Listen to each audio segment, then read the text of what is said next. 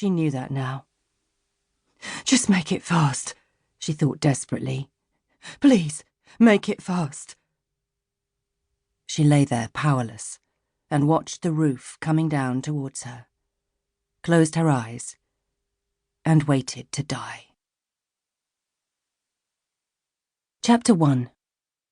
Summer 1970. Whack! The whip cracked down across the nude buttocks of the man tied to the bed. He moaned, but was careful not to scream. He'd had his orders. "This is a nice place," the woman told him, looming over him.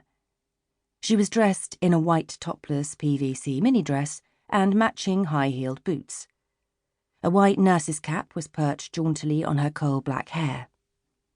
Her ample and naked coffee-coloured breasts bounced as she drew back the whip to strike again. "Remember that. I don't want you kicking off and yelling the sodding place down now, do I?" The client strained to look back at her over his shoulder from his prone position. He said nothing. Whack! "Answer Nursey when she speaks to you," trilled the woman. "No, I won't scream," he panted. "Good, that's good. You'll take your punishment, yes?" "Yes," he groaned as she raised the whip again. "Right answer." The girl grinned and trailed the whip's leather lightly down between his quivering white buttocks. "Now that's good. Now we're starting to understand one another. Because you've been a very bad boy. Ain't that right?" "That's right," he muttered into the pillow. He was sweating, and his eyes were closed. The woman watched him, judging her victim. Sure, he was sweating. It was a hot night. Damp and clammy and airless. Welcome to a summer's night in England, folks. The windows were closed, though. She'd opened them earlier and shut them pretty damned quick. The constant roar of the traffic was an annoying distraction. So he was hot. She was pretty fucking hot herself. Rubber might light the man's candle, but it was a bitch to wear on a humid night. Just for the hell of it, she gave him another swipe with the whip. He gave a faint cry, flinched and strained against his bonds. Hell, anyone would think he wasn't enjoying this. She sure hoped he was. It was costing him enough, after all. Actually, it was costing her too, in terms of energy and stamina.